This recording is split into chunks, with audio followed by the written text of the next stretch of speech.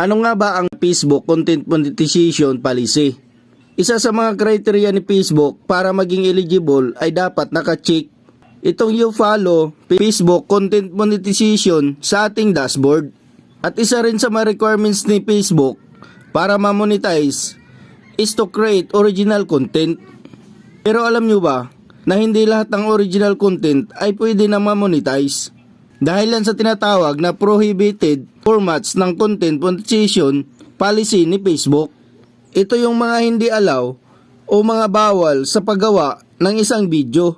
Ano nga ba ang mga bidyong ito na hindi pasok sa monetization at nagiging sanhi ng pagkakaroon natin ng violation?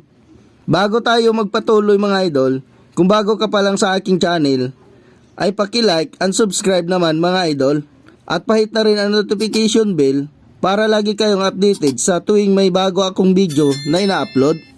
Tara, simulan na natin mga idol.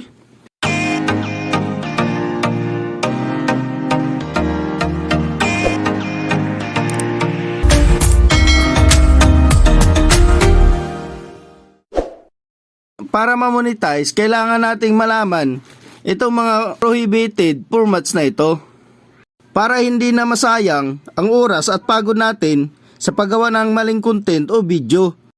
Number 1, static video. Content that contains one static image and little to no motion. From the word static mga idol, na ang ibig sabihin ay nakahinto, nakatigil, or walang galaw. For example, sa video ito, gumamit ng isang picture at nilagyan ng mga effects or audio at tapos ginawang video. Ang ganitong video ay hindi po pwede sa monetization. Number 2, static image polls. Content posted for the sole purpose of increasing engagement by asking people to react to question posed by the content. Halimbawa naman ito, may nakalagay na question at option na magiging sagot.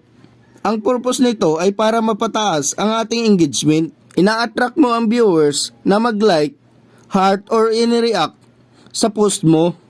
Number 3, slideshow of image. Content that primarily displays static image played in succession. Ito naman yung mga pinagsama-samang pictures na ginawang video na nilagyan ng mga background music at effects. At ang mga larawan ay pinapalabas ng sunod-sunod. Number 4, looping videos. Content that loops and display the same segment multiple times. Ito yung mga video na ang nilalaman ay paulit-ulit. Ang parehong segment ay pinapakita na ilang beses para mapahaba ang isang video. Number 5, text montage. Content that primarily displays still or moving image with overlaid text. Kagaya ng nasa video, ito ay gumamit ng isang picture as background at nilagyan na lang ng text o caption.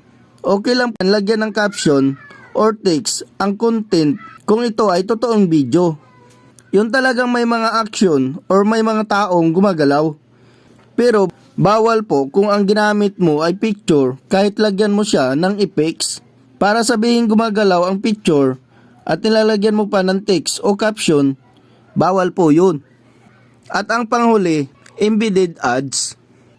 Content that already include embedded pre-roll, mid-roll, post-roll, or banner ads where Facebook offers ad placements.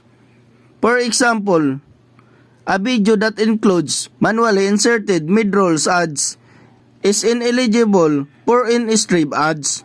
Ito naman yung content na ikaw mismo ang naglalagay ng ads sa video mo. May pinapublish kang sariling advertise which is hindi galing o hindi si Facebook ang naglagay. May mga company kasi na nag-o-offer ng advertise sa isang content creator. Ito ay prohibited dahil dito hindi ka mamomonetize sa stream ads ni Facebook. At yan po ang mga nakapaloob sa content monetization policy ni Facebook. Sana ay may natutunan ulit kayo sa ating video ngayon. For more updates and tips, please subscribe to my channel. Salamat sa panonood mga idol.